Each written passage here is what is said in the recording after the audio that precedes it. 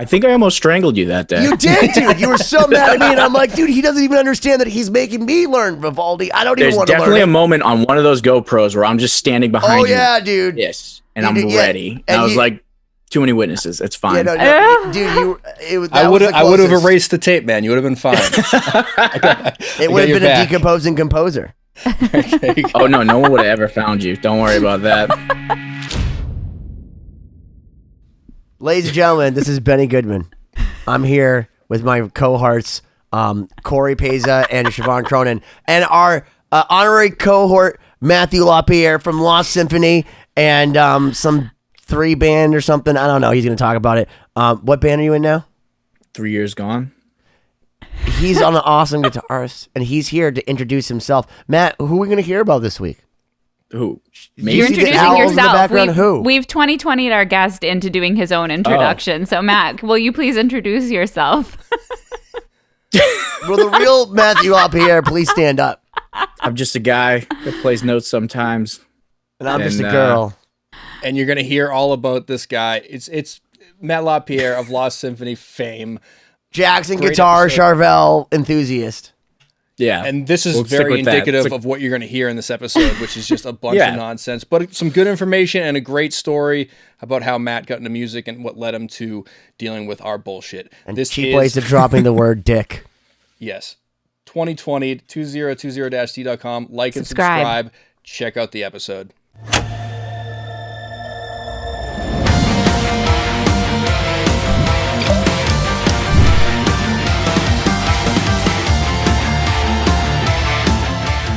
Ladies and gentlemen, my name's Benny Goodman, and it's 2020. My friends, they didn't like my other open, so I'm going to do this one instead. Hey, how are you? I'm with my cohorts, as we've deemed ourselves, Cory Peza and Siobhán Cronin. How are you guys? How are you? Still great. Still great. Still great. So same as before. That's amazing. And I'd like to tell you about one of the greatest treasures that you may not know about, despite the fact that he's literally a living prodigy, truly crazy, and built like a tank. Matthew LaPierre! Howdy. Oh, by the way, he plays guitar for Lost Symphony, a band that, if you guys didn't know and haven't subscribed to 2020-d.com or gone to lostsymphony.com, we are a band that during the COVIDs decided to pivot, and Sound Talent Media said, all right, we'll take your pivot, and have allowed us to do this. Isn't that great, Cory? Yeah. It's pretty remarkable. Imagine what we would do if we didn't have this. Who knows? So anyway, Matt, welcome. Like I've been doing this still. Glad to be here. For those that don't know, Matt LaPierre has been a pretty constant across all of the Lost Symphony records. So you're one of the best, Matt. You've made the grade. You've made the grade several times. How many songs are you on? Also true. It's got to be like 9, 10, something like that. You expect me to count past 4? That's not fair. I don't know. I think it's been what, three or four on 3. I think 3 on each. I think, Matt, I can fairly say that you are the closest thing to a human guitar machine that Cory and myself have ever worked with. In that, like, we could tell you, you've said it yourself, like I'll sing an idea to you, or Cory will be like, if you did this descending arpeggio with a minor, because he's smart, and you're pretty smart too, like you understand what he's saying, and I'll just like yell like, no, you're making it orange, and you actually play, like, you can do almost any style. You're like a chameleon, but you still always sound like Matt because it's so fluid, but you're able to take like this insane sweep picking and this tremolo picking and insert any technique here and like wield it like a fucking doppelganger. It's like the T-1000 of shred. I think you're scaring our own guest away. No, this is great. This is the first time I've ever heard that before myself. So, I mean, thank you. You're like, Fuh! And then you put your fucking to the guy's face. I think just for some context, Matt is also one of the few guitarists that we actually get to work with in person for Lost Symphony. A lot of the guests are remote and they're just sending their tracks in, but Ben and I have had the chance to sit with Matt and work out solos, work out, harmonies, and those sessions. I love that. That's the word you use, workout. I don't think that Matt would ever say spending time with me doing a solo would be called working things out. Would you, Matt? It's How more would you just describe like here. our I have process? this color in mind. Yeah, it's just basically a slow you have a color unraveling. and that's the sound. Yeah, that works. It's I mean, honestly, it's one of those things. It's having the two of you, especially when we first started doing this, being able to go, all right, so Benny has this sort of idea in his head. I've had something that I came sort of prepared with, and then Cory will have like, oh, these are the technical terms. That these are the words you're looking for. Benny has the sounds I'm looking for, and then I have to try and put them all together. So the difference between you and me, though, is that I have a similar experience, except I come with no ideas, and then I just panic. Oh, that's... And somehow it turned into the other something. thing that's funny, improv. though, is that when I make Matt angry, is that the irony is he actually could punch like through my face like the Terminator. Because if you haven't tuned in to the YouTubes yet, which you should do, Matt is a hunk of meat, man. And I mean like solid piece of meat, like bison, like that dude. Okay, I gotta tell you, Matt, the thing that's weird for me is I don't understand muscles in rock and roll. It doesn't make sense. Like when George Lynch got big, I felt like his tone got smaller. You know what I mean? But you are like Samson without his hair. It makes no sense because the bigger you get, the better your playing is. And I don't understand it because that guy Doyle from the Misfits, I feel like he hasn't gotten any better, even though he's like shredded at 90. Oh, he's shredded. Yeah. At 90. As Chris would say, And with the girl from Within Temptation or whatever, Arch Enemy or whatever. You probably hate that I fucked that up. Well, there's a precedent on this show for multiple men to take their shirts off, so you're welcome to join that crowd if you'd like to. show everybody what you got, but no pressure, of course. Just letting you know it's happened before on this show. Yeah, I think I'll refrain. Was that Siobhán, like borderline pushing something overtly sexual? No, not at all. I'm just saying. Consent, this has happened on all right? Consent. This has happened on the show before. I signed the form. You know. There's consent already, I guess. So. It took a little while, but we figured it out. Too much for you? Yeah. No, Matt and I had a phone call before this because I'm really bad with technology, but he was having trouble signing the form, so I, had to help him out a little bit. Sounds like a guitarist thing. I never said I could read. That's all right. No, but Matt is also one of the few people that I've met like in person on Lost Symphony because really most of the guitar players I haven't actually been in the same room as them. So this feels special. You didn't even meet Paul, but that's because Paul's antisocial and has never chosen to like make it from Taunton to Randolph, which is not far, guys. Like for reference, it's closer than just imagine like not that far, and then that's how far it is. Like it's not that far. So like the fact that Paul doesn't come, it's not anything personal. I mean, he'll tell you that, but like, don't be surprised. Matt, on the other hand, is the man and has hung out like with us and Oli. And actually, Matt, I'll tell you something. This is a story about Oli, and he's on this record, and we actually have a new record coming out, Chapter 3, which is like an homage to Oli. And it was funny because when I was introduced to Oli, I guess I didn't put two and two with how like influential and big of a star he was until Matt came down to the studio. And I didn't know Matt that well. I just knew he was ridiculous and like I enjoyed his playing.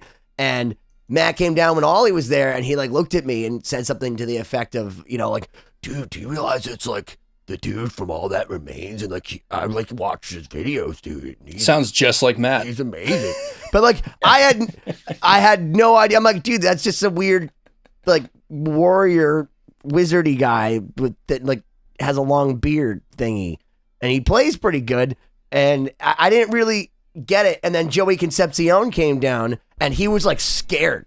He was like legit scared to play in front of Oli, and it was like playing like he like turned his back a little bit until I started cracking jokes, and I gave him. I think he recorded his first solo on one of my Jacksons because he was just like, I don't know what to do. I'm like, we're just people. Yeah, I mean, I'm just people. Ollie wasn't just people. I'm just people, but Well, one of the things about Joey, and I remember you guys, and I think we even have it on camera, like you and maybe we can find it, Cory.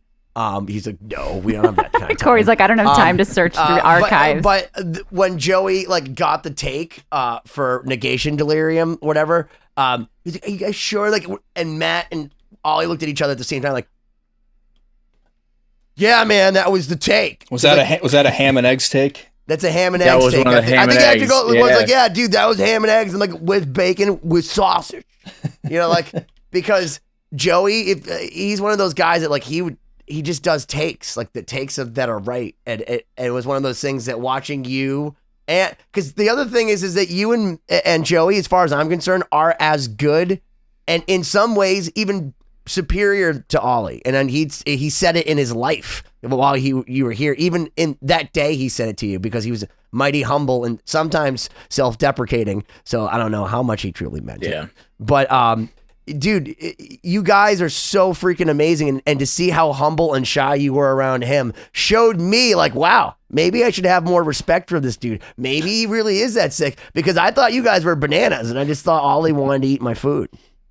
Yeah, I mean, dude, I grew up. I mean, All the Remains was one of my favorites, especially when I started getting into metal. And then I still have his instructional DVD. I wrote a paper on him when I was in college, and then just walking into the studio, like, hey, just come down. We're going to work on it was Symphony at the time. And I was like, oh yeah, sure. I got out of work, was still in my work clothes and just came down, and I'm like, that's Oli just sitting there, he's playing guitar. It's happening. I'm here. It's happening. And but I tried to, compress all that into just, hey, you can see how excited you were, and the funny part is that you're like 113. You're like me lighter. Like if you lost me, you're just like, you look like more like a little kid in the picture, because dude, we started this a long time ago. We're pushing over half a decade. So for you, that's a difference of looking different. I have ulcers that are older than that.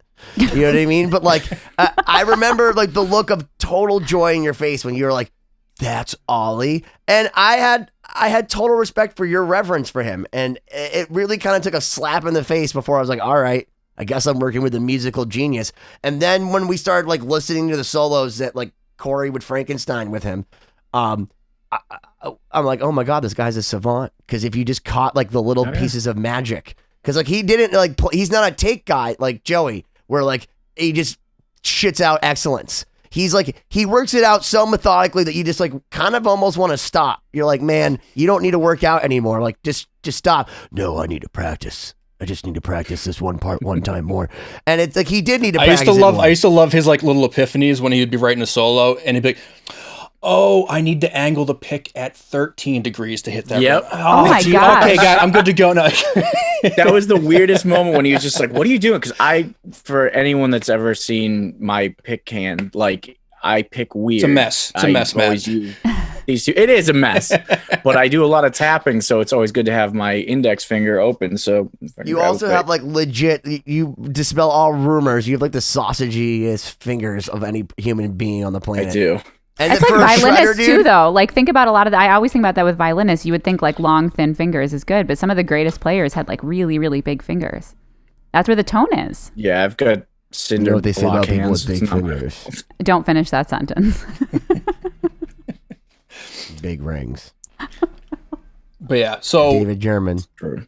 I think we should definitely get into some Lost Symphony tracking stories and talk. We can talk a bit more about Oli. But first off, before we get too deep, let's let the viewers, listeners, kind of get to know you a little bit, Matt. Talk about how you got into music in the first place and where you started out. So I actually started before I was super into. I mean, music's always been around. My mom, I grew up. She always sang. I actually grew up in the church too. So there's always music around, and hearing actually some of the best musicians I've actually heard in church, because it's all those gospel chops. So it's one of those. I was like, oh yeah. But I actually started with art before anything else. Before I decided to go to school for music, I was gonna go for sculpture. So that's amazing. Wow. Yeah. So I used to. Why don't you want to make money?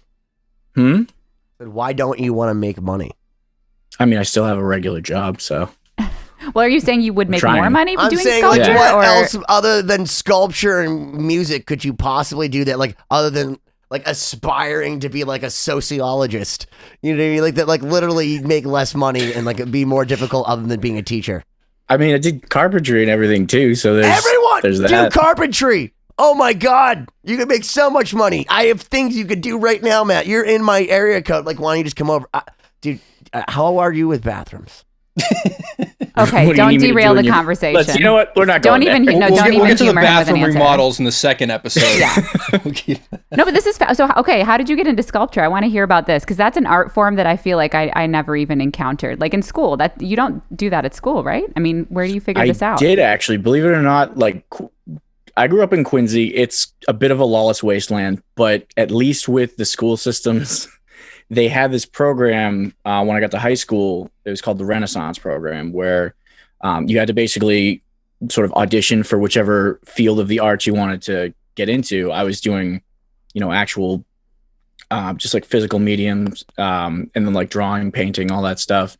So they had that, they had theater, they had music, and they had dance, if I remember right. And so basically for the last 2 periods of the day, you would go and just focus on whichever field you got into. So I actually, at the time, I couldn't read music. So I auditioned for the music aspect of it. And they were like, you have the chops, but you can't read to save your life. And I was like, that's very true. So I also had been doing art for years. And they were like, oh yeah, you're good to go. Like, come on. So I did. And I spent most of that time while I was also focusing on, again, with like physical mediums and everything, I was also building guitars when I was in high school. So that was kind of part of that whole sculpture aspect too. How did you learn that? Like, so you were obviously playing guitar already when you were getting into sculpture. So how did you learn the first thing about building guitars? Well, the thing was, I grew up, my grandfather, who's probably one of my biggest influences, he's a carpenter for years. And we literally had a wood shop down the basement. So when I started getting into guitar, I would like, just try and make some like little makeshift, even like ukulele kind of things. And, trying to figure out pickups and how wiring worked and all that fun stuff, and burnt myself quite a few times with the soldering iron. So that was great. I feel like Matt's severely underutilized at this point. We're learning all these things. I'm discovering all these talents, right? Yeah, I mean, it is what it is. But I ended up, I bought some books when I think it was like my junior year of high school, on how to actually build stuff. Do you know how much of a chump you are for buying books? There is this place called the library where you could just go and they'll give you books. This is true, but I also and if you don't destroyed return most them, of these. dude, They got wood glue and all that. They fun don't stuff. really find you. Anyway, I bought the books, and so I was just learning how to do all that stuff. I ended up building a guitar for one of my teachers my senior year, which ended in a whole mess, but we won't get into that. So wait, how does building a guitar for your senior year? There has to be a Cliff Notes version of that. Become a mess. Like I went to court over it. We'll say that. You went to court. I mean, I've gone to court over a guitar, but like, did you hit him with the guitar? But what did you do about it? No, I did not hit him. I should have. I was a kid at the time, so he like backed out. It was a whole thing. So he wanted a Les Paul. I built him a Les Paul. And when he finally came to get it, like it's so basically when you build stuff with wood, it takes time to actually cure and like, adjust to string tension, as you guys, I'm sure know, same with violins, same with guitars, like everything has to settle first. And he kind of rushed it and showed up and was like, well, this isn't ready. This is unplayable, blah, blah, blah. I'm not paying for this. So I was like, okay, well then you're not getting your money. Your deposit back. And then I was like, I can try and sell it. And then if, whatever, I can give it back to you. And nope, there was no one, it was built specifically for him. So, yeah, Cliff Notes version, he sued me over the guitar and the parts costs and everything. I was like 18. Oh my gosh. So I was like, yeah, so that was fun. But did you win or did you lose? So basically they're like, just pay the court costs and like give him whatever and you keep the guitar. So I was like, okay. So now it just sits in a case somewhere in my apartment. Oh. But yeah, so Should've had me that was fun. It was defend you. hilarious taking time off because I was in New Hampshire at the time working and had to come back, and they were like, hey, you got a court summons. I was like, for what? Because I mean, again, not getting into anything specific. Sure, I'm like, what did I do? Yeah. And they're like, just come home. And so I had to take time to go in, and it was like in the middle of nowhere, the courthouse, and not a great time, but sitting there in the mediation room, he was a little guy and I wasn't huge at the time, but I was just like, I was full of piss and vinegar and scrappy, we'll say. And I was just sitting there like, we just take care of this. And he was like, no, it's fine. Everything's we're going to go through the court process. All right. Ugh. Cool. My dad was with me at the time too. He's just like, everything all right in there? I'm like, oh yeah, everything's fine. It's going to be great. So you got your first lawsuit out of the way early. That's good. Yeah. I did. That was a long-winded story for a guitar, but yeah. So anyway, building guitars, got into that. Ended up going the music route because that kind of took over my senior year of high school. I got super into it. Plus, I was like diving headfirst into metal and jazz and all these weird subgenres and jazz. That's like a very diometric. Trying to find your words. Yeah, man. It's like that's that's my dichotomy. Is I think the word you're looking dichotomy. For is that. Yeah. No, that's so your metal and jazz, smooth and your gypsy jazz with your Metallica. But what was the early influence though? Because I feel like those are such extreme things to like be driven to so early. I feel like metal. But I think. Did you have an exposure to some like performance or something on TV or recording? Like, was there some reason that you were drawn to those genres right away? Was it Bush? So I grew up listening to a lot of I actually found a bunch of records when I was younger that belonged to my aunt. So like Aerosmith, Led Zeppelin, Kansas, records? Like Toys in the Attic, Rocks, and Draw the Line. I still have Paul Lorenzo will still be your friend. That's good. But yeah, so they basically, I always loved that guitar driven music and I thought it was great, but I always wanted something more. And then when I found Pantera basically ruined me for all metal, as I'm sure it did most people. Yeah. My heart stopped after. Oh yeah. There was no reason to continue. No, it had been done. It's so good. It's crazy. True. It's crazy the step up in like, it was a new fucking level, Cory. Exactly, right? There you go. But that really, you don't think, you kind of see like, oh, I like metal. I like this aggressive music. It's got a lot of energy. Yep. It's fast, does all this stuff. And you're like, I think I'll like, you listen to a bunch of metal bands. And then you hear Pantera and you hear the guitar and you hear the drum. And you're just like, this is different. This is more than metal. It's like, raw. Yeah. It's raw. It's aggressive. It just punches you right in the face when you listen to it. And I was like, I've never felt this before. This is exciting and dangerous. I'm all about it. Like this is the war that's in my head all the time. It's just in music form. Can I tell you that I went to the last show ever at the Worcester Auditorium because Pantera shut it down. They did. First off, they had a band called Anal Cunt open for them, which if you've ever heard of Anal Cunt, you don't have to call them that. They say a lot of crazy shit. And then they had Cold Chamber and Anthrax, and it was John Bush in his prime Anthrax, which I fucking absolutely loved that era. And I was front because I got there early because I still had that piss and vinegar where it was like, dude, if they open the doors at 2, we could get there at 7 in the morning and wait. And I would seriously do whatever I had to do to run in, go as fast as I could, hold on to that little piece of railing. And I remember my friend Adam was like a small dude, and he like got so pushed into the railing that he said he puked.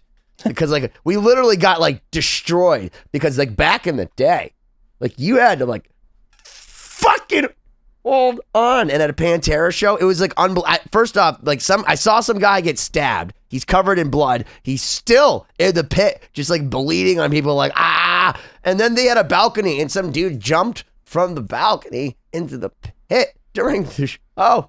And I was like, metal. Is this what metal is? And then meanwhile, Dimebag Darrell's just like pointing up and he's like pulling like fucking dive bombs and fucking.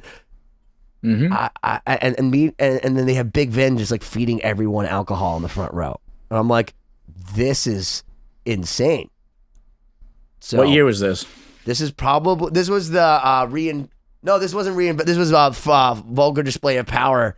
No, the Great Southern Trendkill Tour. So this is probably 98, 97, I 98. was 6. I was just thinking, I was maybe playing so like you were in the Suzuki mosh pit violin too. books. So you were the one that jumped off the balcony there. That was you. I mean, at that age, for sure. But yeah, no, Pantera opened the door to like all that extreme music, and then finding bands. You opened the cemetery gates. The cemetery gates. And from there, like bands like Killswitch Engage, where they had like the melodic aspect with the singing and then the screaming. I just was like, this is what I've wanted forever, and now it's here.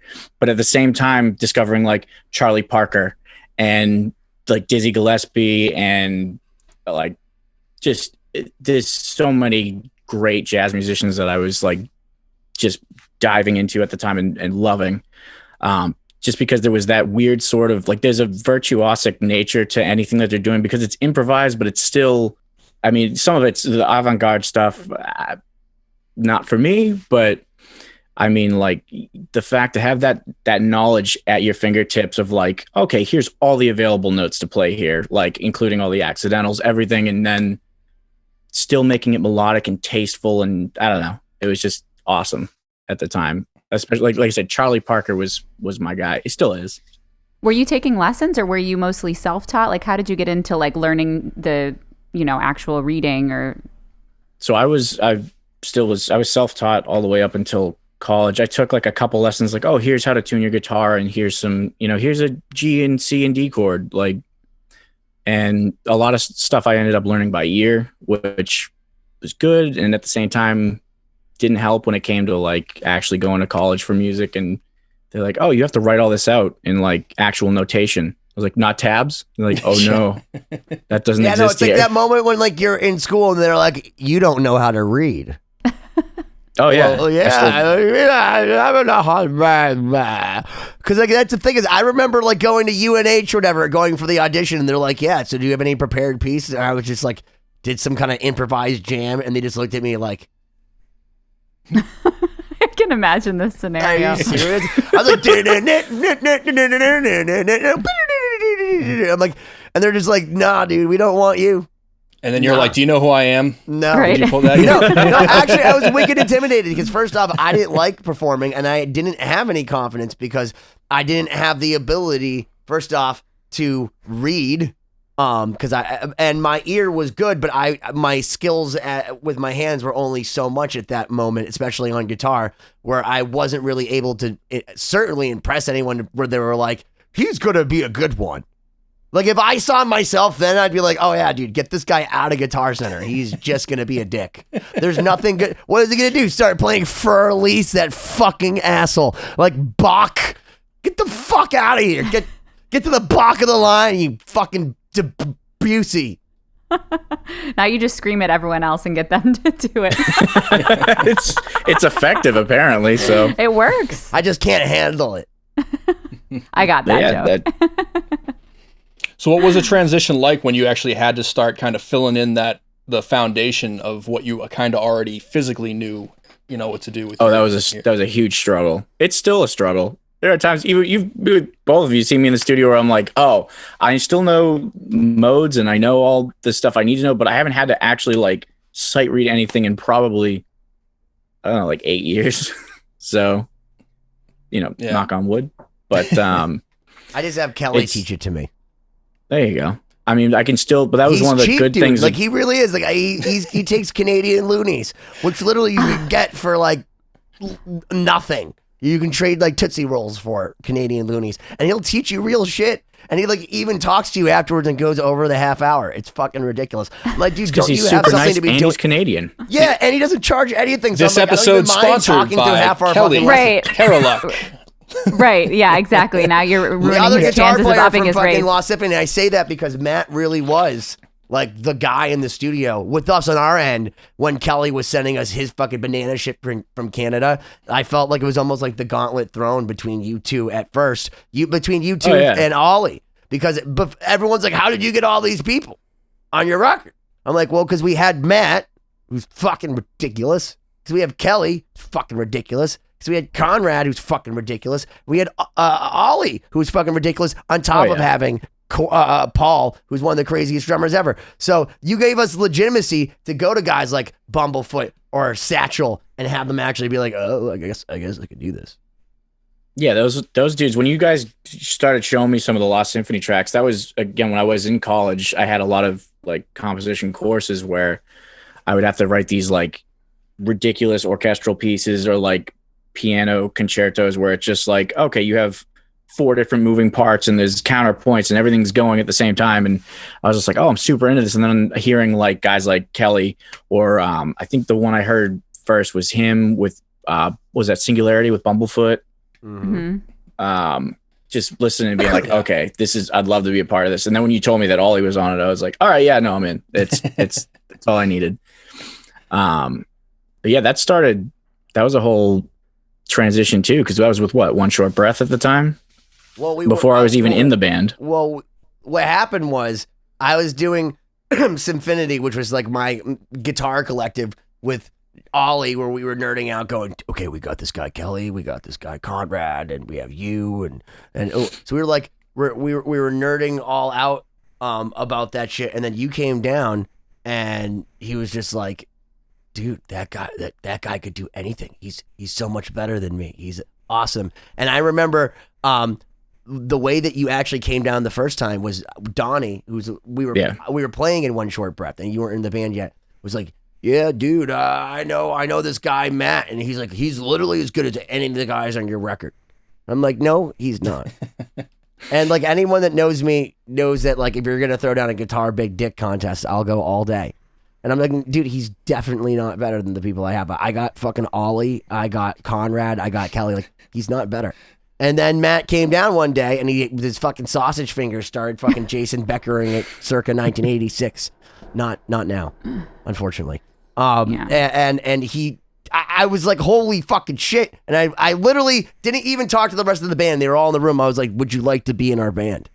And they're all like looking at me like, asked me first. I was like, we didn't even talk about it. And I was like, dude, listen, if they don't want you in the band, then I quit. Hijacking it. Wow, nice. Yeah, that's pretty much exactly Donnie how it just went. invited me down to come hang out. He's like, Benny has a studio. He's got all these guitars. You should come check it out. And he's like, he's got a bunch of Paul Reed Smiths. And I was like, all right. I think we ended up just having like an acoustic jam. Cory was in there, I think, tracking with Chris or Tony at the time. So I didn't really get to interact with Cory at that point. Yeah, when I was over there, I was usually in the zone with someone, and everyone was like having a good time and enjoying themselves, and I was just like buried in the computer yelling at one specific person to do it again. Ambiance, and you're making sure like the record gets done. Yeah, no, you kept everyone entertained. Important. It was but yeah, it was always like everyone kind of sitting around, and then eventually people would just start like filtering out to the other room because they realized that like it was more fun out there. This was a no fun zone, right? Well, wait, before we be like, I don't want to hear it. I'm literally trying to comp drums, and you guys are talking about fucking Gibsons. Get the fuck out of here. They're like nicer. No, but not to stop that conversation, but I wanted to go back, Matt. I want to hear a little bit about your experience with music school. You kind of started on it because I went to music school, and I'm always curious about hearing other people's experiences, how they felt about it, if it was useful, like some of the coursework you did, because I feel like I learned a lot in music school, but I feel like so much of what I actually do, I learned after music school. So I'm curious about your experience. Pretty similar, honestly. It was one of those things. It wasn't specifically a music school. They just happen to have a great music program. So the head of the department was very classical oriented, which I love classical music as well, but it's not my go-to. Again, I tend to gravitate more towards jazz. So they happen to have a jazz band there, and there was a gospel choir band there as well. So I got to combine the two, which was great. So going in there, having all this technical knowledge and not having names for things. I was also at the time, one of my best friends, Pete, actually, his band was in, Guitar Hero back in the day. And he was teaching me some theory stuff so I could come in and not feel like. What band was that? Breaking Wheel. They did, they were on, I think, the first Guitar Hero, second Guitar Hero, Rock Band 2. Wow. So, because Harmonix is right out of Boston. So, but anyway, so I was taking like pseudo lessons while I was just hanging out with my buddy, and he's, teaching me. He's like, all right, well, this is, you go from Ionian to, and then, all these different all the different modes and kind of helping me with the music reading aspect of things too. So I was like getting sort of tutored before I got in there, so I didn't look like a huge idiot. But hold on, I don't want to sound like I'm a huge idiot, but when I learned the modes, like at least a week ago, isn't it just the same notes but just moving them one more? So like if you took a bunch of checkers and you put them, or even like let's say Tootsie Pops, put them like 8 of them, and then did them all, and then you just like took the one on the end and then moved it to that. That's the Ionian, and this is the Dorian. This is the Mixolydian. This is the Lydian, and isn't that what it is? That just hurt to listen to. I'm going to be honest with you. I don't even know what just happened. No, yeah, you're right. You're right, Ben. But so it's basically, it's all the same notes. But the application, it's just you're starting exactly. But Miles Davis told me it's 80% of the attitude of the motherfucker playing the note. Is that not accurate? It's all about intention. And if you know what you're doing with the modes, great. If not, and it still sounds good, good for you. Like, so what's the difference between intentions versus accidentals? What do you mean, adding notes that are outside of the scale? Don't even humor him. We're not. He just derailed my question. The only way to win is not to play at this point. We were about to get into the nerdy stuff about music school. I was ready to hear all about it.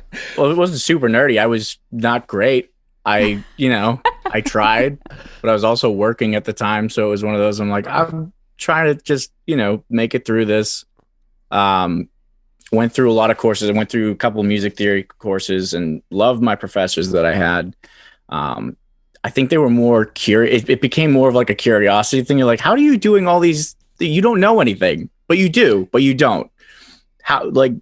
So I would sit there and I would, bring a guitar. You're like a natural. You're what they call a natural. You have a natural aptitude, whereas all these people are trying to learn it. Like Siobhán sitting there like going, okay, the counter motion that's perfect for this is this. Well, I think no other way. Whereas Matt's just like, all right, I'm just going to feel it. He's like Marty Friedman. He's like, that sounds good. And it's always right. It's always right. And your teachers are just like, well, he doesn't know what to call it, but it's tasty. It's maybe ham and eggs. He was studying, but in a more he was learning by ear mostly, whereas I was learning by sight. I mean, you're also... never let his schooling get in the way of his education. I mean, that's true. That's kind of what locked me in a lot of ways when I got out of school, was like the ability to compose or improvise was so hard for me because everything was like playing everyone else's music and it was all reading sheet music and sight reading. Yeah, exactly. But obviously for you, it was flip-flopped. You were learning everything by ear and gaining that musicality and then picking up the terminology later. I basically cheated my way through my music degree. No, but that's not cheating your way. I mean, you were qualified just with different skills than the square reading classical oriented stuff, Yeah, and plus getting into that and having being into the jazz band too, where that, shout out to Prof Bell if he ever sees this.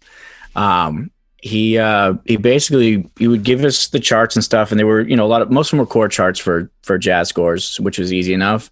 But when they were melodic lines, you have to go through, and he would always encourage us to improvise, and that was a huge thing too. Because when I started doing the session work stuff, probably right when I got out of high school, while I was still in college, and it was, again, I didn't really know what I was doing, theory wise, but.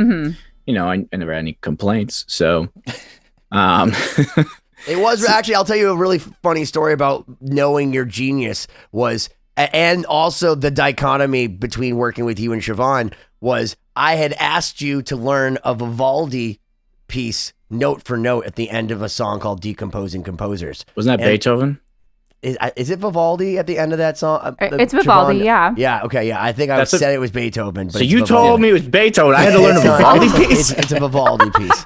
Yeah. Ben might have messed up the composer credits on our upcoming album. Wrong, or Brian put it in the fucking session wrong. I'm like, I don't know. It fucking sounds good. It's definitely doesn't matter. It's Lost Symphony but now. But the point is that we worked on that song, and you literally wrote a perfect harmony and counterpoints, but everything but the line. And you're like, no, dude, I'm playing it, and you didn't hear that you were writing this awesome accompaniment to the part that I wanted you to play verbatim, so that Siobhán could play the other counterpart verbatim as Vivaldi had it. So I had to literally learn it note for note on the piano and yell it at you. So you could like by There ear. was a lot of yelling that day. Yeah, you I by can ear imagine. you learned it because I was able to then decipher it to you. But you, Yeah. when you heard it, only heard what made it sound better, not the actual line. And it was fucking brilliant, but also so obnoxious between you and I. Because I'm like, but that's not what's written. So she can do her part. Why are you making me learn this whole thing?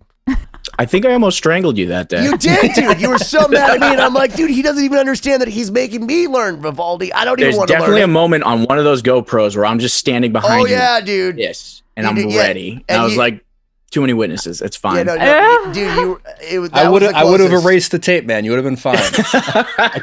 It would have been a decomposing composer. Oh no, no one would have ever found you. Don't worry about that. Decomposing composer poser. You mentioned the jazz band you were in. I know Yes. at one point you were doing some touring. Was that with that group?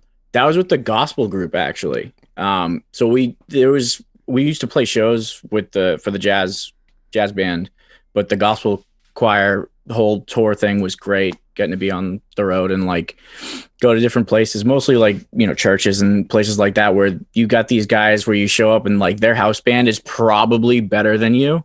Yeah. Because they're just like filthy jazz players, and like with the like that's the whole thing is Was the finding dessert these good guys- on the riders? Ben, let him say. He was about to say something interesting. Just saying, if you're doing the church circuit, they got to have good food. Oh, there was great food, especially saying, touring dude. and like staying with host families. Like we stayed with a Haitian family one time. That was some of the best food. Oh yeah. It was so That's much not fun. real I love touring. spicy food. What's up? Real touring is only being able to eat like one Wendy's between all of you for like 6 states. Not going to like nice people's houses and having them love you for who you are and your Oh, we didn't beliefs. always and have that, but yeah. I mean, with the gospel choir, camaraderie that was amongst your love. oh yeah, the love of all Filthy. these great songs that I had to pretend I understood all the Clapping. progressions. There's so many modulations in gospel songs, it's ridiculous. And then Corey and I know we helped Oh. compose one. A lot of suspended chords in gospel, right? And That is changing very it true. time and feel. They're like in the middle things. They're Mm-hmm. like, oh, let's just go to 5/4. Why? This is how it has Yep. to be done. Because that's I how mean, many you- words we have to how fit is that in any here. different from what you do? You decide to change time signatures whenever the hell you no, want. first off, Brian, this is where Brian comes in as a composer. He goes, do you want to fuck with him? And my answer to He that does that and always then he is leaves. Yes. Yeah. Yeah. He's Drops like, the I'm gonna mic. remove a 30-second note. Yeah. I've done what I need to do here. Right, and then I'm like sweating bullets trying to count. They're like, why does this have no feel? Like vigorously trying to play in 13/8 or something ridiculous. yeah, I remember that section. He's like, "You want this?" I was like, "No, I'm not going to take That's this." why. Give That's it to when we knew Richard Shaw was the Right. real deal. We're like, throw the guy from Cradle of Filth that part, and let's see if he fucking sings or swims. And the he best part is he was like, do you not have anything in 4/4? he did say that.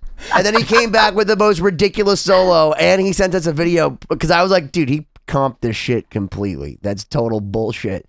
And then if you watch the fucking video, which you could see in like the mashup, he's a huntsman spider for a fucking hand. It's disgusting. His pinky is weird. It has like weird articulation that's not human. Must be a British thing. Yeah. I love his playing though. He's disgustingly good. I compare him. I say that he's like the shred Dave Gilmour. Like if David Gilmour said, "I want to play in the Scorpions," that's like what that would be. Yeah, Because he's that tasty, like super tasty. He's got like the school of Nuno, but he also has like that really beautiful tone. And there was times where we actually told him to let loose, and he's like, "I don't feel the song calls for it." I'm like, "Who are you? He's a What have you done with professional. every guitar player I've ever met?" And he's like, "But I'm British. We're different here." Yeah. And you can catch Richard. I believe by the time this episode comes out, we will have announced it with Nuno, right? Yeah, he's track- going to be on That's chapter happening? 3. Oh, yeah, it's- that's It's right. done. Yeah. Not only with Nuno, but with Skolnick, with Friedman, Love and then he Skolnick. does another song Freeman, with, obviously. with Skolnick and Angel Vivaldi and our good friend Kelly from the band that he's actually in, and Siobhán plays some pretty sick harmonies too on everything, because when we got bored when we finished everything, we are like, "Hey Siobhán, do you think that you could do harmonies to all these insane players?" And like off the top of her head, even though she's like not into improv, if you're like, "Do a harmony she could like immediately go, this is what will work. This is what they played. And you see her just like mad scratching away with her fucking pencil, like right through the fucking metal. And and she's like, one more time. One more time. One more time. Okay. One more time. Oh, wow. He changes the feel. Is that okay? And then next thing you know, perfect take. Perfect harmony, first time. And she'll like take, the only person that fucked her up was Conrad Simon. She was like, I don't understand. Conrad's and we realized that he literally like yeah. subdivided time to a point where like it didn't make any sense other than to a mathematician. Or Frank Zappa. Yes, indeed. Yeah. So this episode brought to you by Lost Symphony Chapter Lost 3. Symphony. Now that we're giving away all the secrets. Yeah. Okay, but let's go back to Matt because we derailed him again. So you were talking about you went on tour and this was pretty early on. And so that was a great experience for you. You were talking about like the jazz players you encountered. Or let's hear more about it. Oh yeah, there was I think it was upstate New York where I remember playing and beforehand they played a couple songs and just watching this guy just kind of cruise through these disgusting chromatic licks and I'm like I gotta play next. I don't like this. What am I gonna do? And then like it's like just go up, do your thing. Like again, coming from a more, I'm still figuring out all these, I had my jazz licks, but nothing to the fluidity of this dude that's just kind of like, that's just breathing. It's just happening and it's natural and it sounds amazing. Can I just interject a idea just on what you're saying? Do you think we should do a pitch to Alex Boylan about having a competitive gospel show? Because I feel like there's a lot of drama that goes on behind the scenes that like I would never picture that like at the church the other guitar players like stating his A1 masculinity through his chromatic licks to the other guitar player that's coming in to say their love for the same thing supposedly, and even though it might be the same psalm, you guys are on different wavelengths. Oh, dude, it's always head cutting. That's any guitar player will tell you. That doesn't matter what genre you're in. Mm-hmm. It's always a pissing contest. Doesn't have to be. I mean, I don't care. There's plenty of players better than me. Music's supposed to be fun. That's the whole point of it. But it's always ego always gets fun? in there. No one's ever told Siobhán it was supposed to be fun. What? Siobhán is supposed to be fun. There, I told her. I have to remind myself sometimes. No, it's hard. I mean, once you get so immersed in the craft, it's easy to get carried away. It's only fun because obsessive. I get to watch Siobhán labor through things and like hate herself about it. And I'm like, this is great. The more self-deprecating and doubting she becomes, the more I feel confident that we're getting exactly what we need. I feel like that's Cory when we do high harmonies. Oh, but every time it's actually a producer technique that people really do. Like again, Paul doesn't play well until you've threatened his existence and told him that he's not going to make it to work on time if he doesn't get this last take. Oh my gosh. Fair enough. Yeah, you don't try that tactic with me. You know better.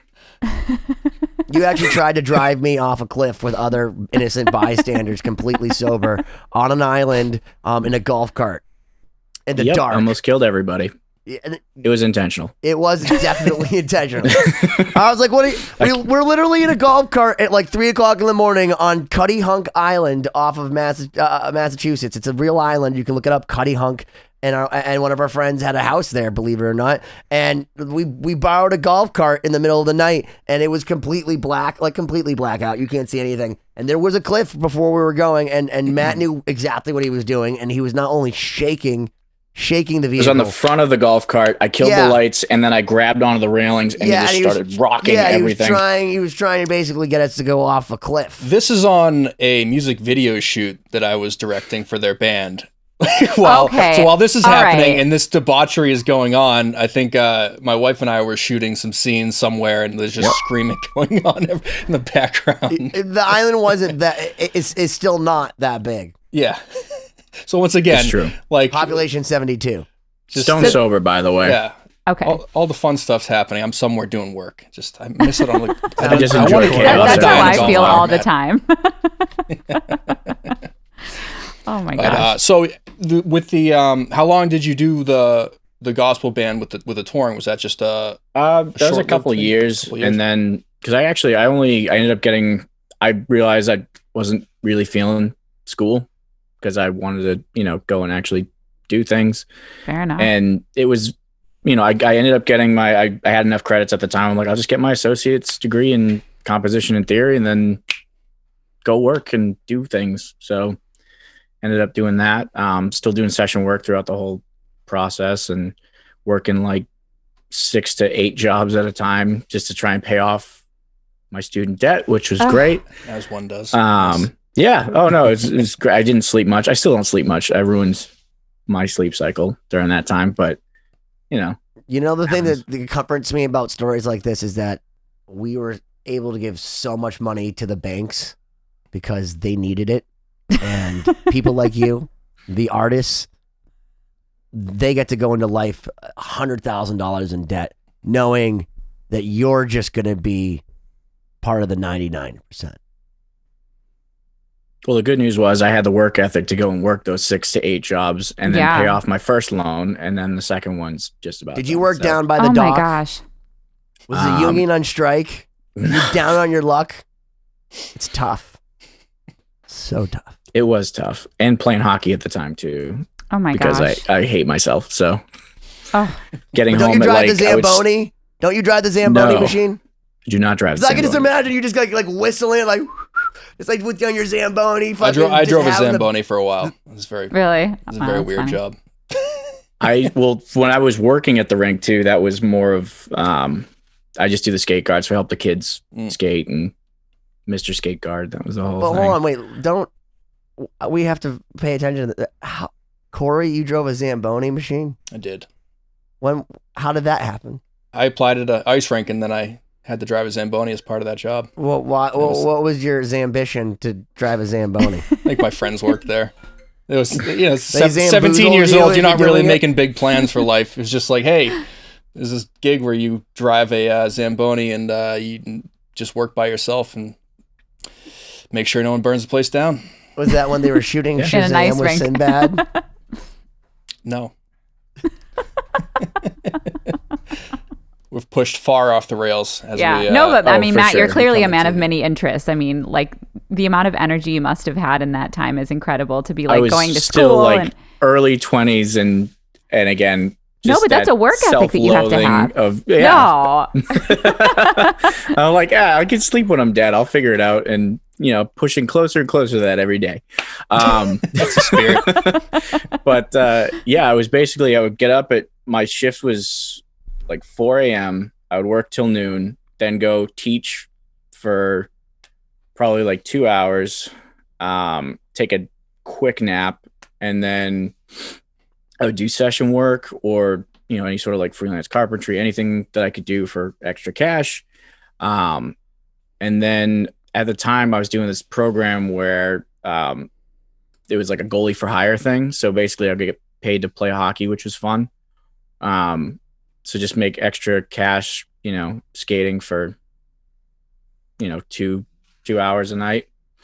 And then, trying to pay rent with hockey money. And then put the rest into my student loans. Gosh. So, yeah. And it's then a crazy system we live in. Yeah. Then you get home at like 1 a.m. and then go to work at 4 again. And then you just keep doing it every day until you slowly collapse and you fall asleep on the stairs going up to your apartment. The American dream. Upset that your degree isn't even from something that they say like you went to university. They just said you went to college. Because everyone else that doesn't go into debt everywhere around the world just goes to university. And they seem to be smarter than us. And they don't seem to be going into that same type of debt for the most part. It's weird. Well, they don't, I think, in most other countries. Why if I didn't work, I probably would have been in stupid debt. So try to avoid that. Yeah. Well, that was smart. But no, there are a lot of people that didn't do that and still are living with debt. So I don't know. Yeah. I don't know what the solution without getting is. into international politics and right. Yeah. and I actually wanted to talk about interdependence. Right. I don't know how you guys feel about it, but I feel like that's actually a huge part of why we kind of kiss everyone's ass in certain ways, because the interdependence going on globally is ridiculous. Whose hand is watching whose hand to get those guacamoles made? Avocados, dude. Avocados is like the fucking black market, and if you don't know that, people are dying, man.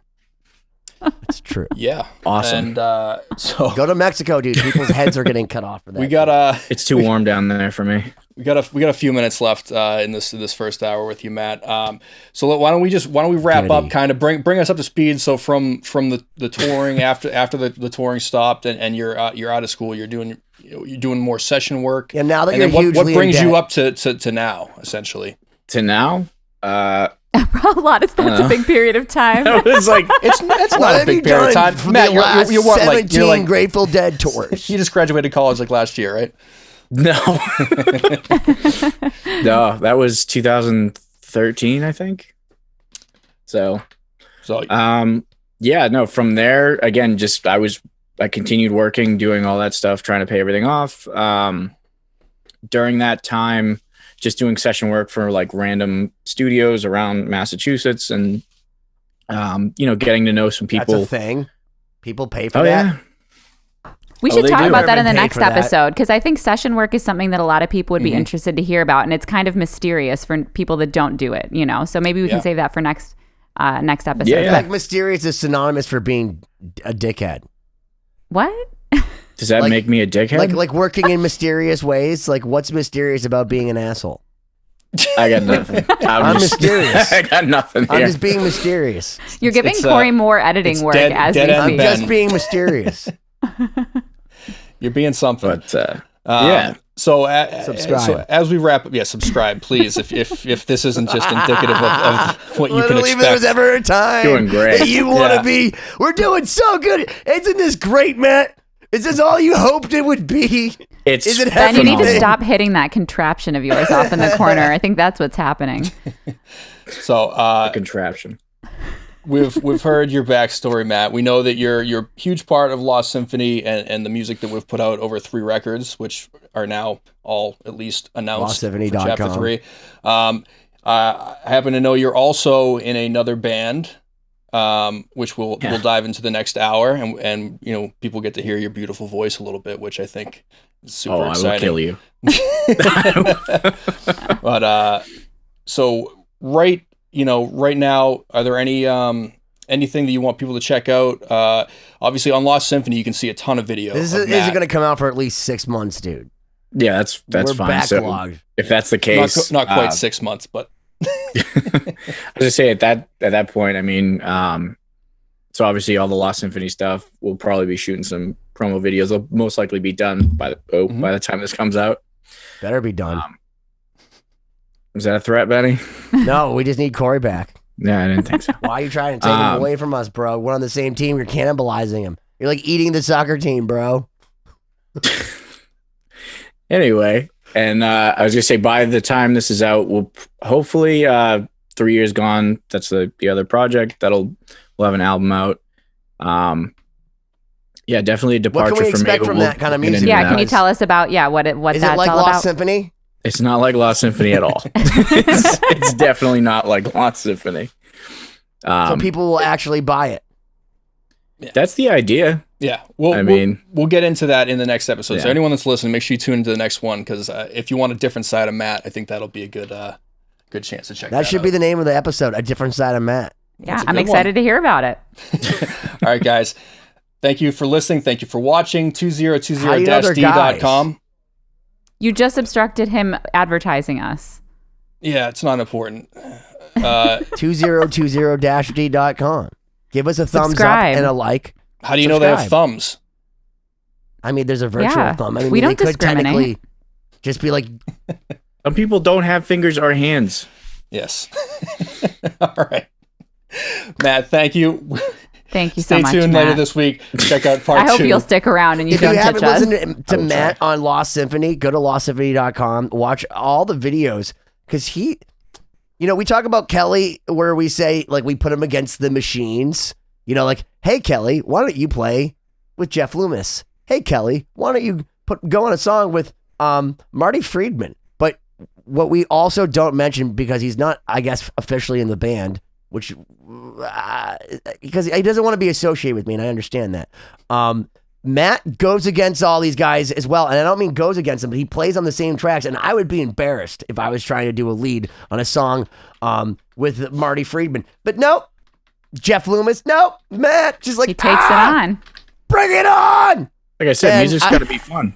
And if you guys go back and Just listen here to to have it, fun. one of the things that we said from the very onset, and when Oli was here, was that we wanted to showcase a lot of the, I don't want to say unknowns, but people that like didn't necessarily know against the chess master. You know what I mean? Like you are like the guy beating the machine. And Matt, I gotta tell you that like there are so many times that Cory and I were sitting in the studio just going, everything he does is just so smooth.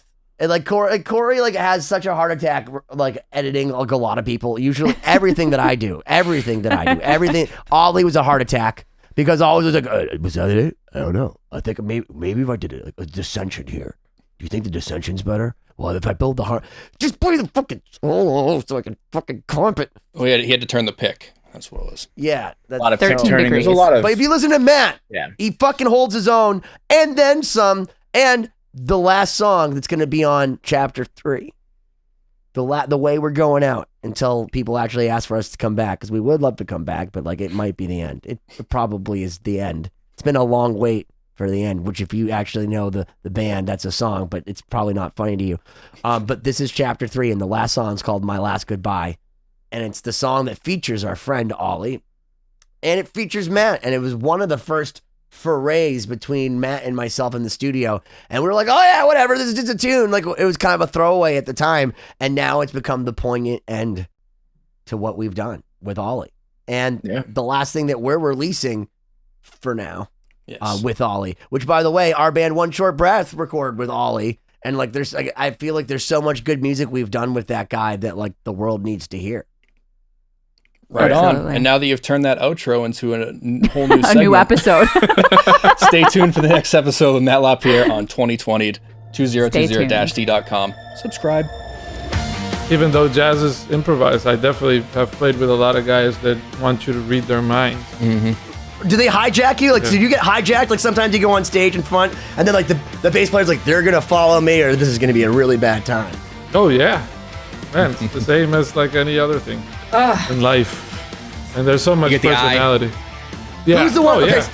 so in a jazz band, who's the person that has the lead singer's disease? So if you play instrumental jazz, is it the guitar player that has the attitude? Is it the trumpet player? Like, is it the sax player that are the assholes? Who are the assholes in jazz? I think all of them. All of them.